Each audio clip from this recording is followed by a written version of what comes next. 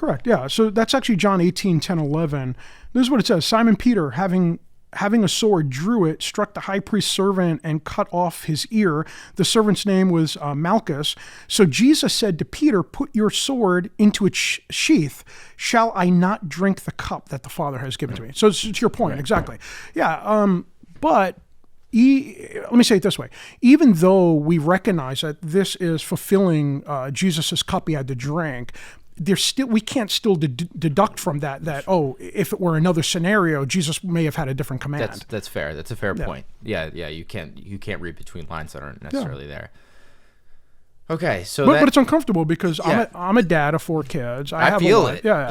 And our impulse is to protect. Our primary ministry is to protect. But even if you look at the first century church, first, second, third century, when they were under severe persecution, we actually see them very often like lambs going to slaughter in the Colosseum. The whole family is getting annihilated.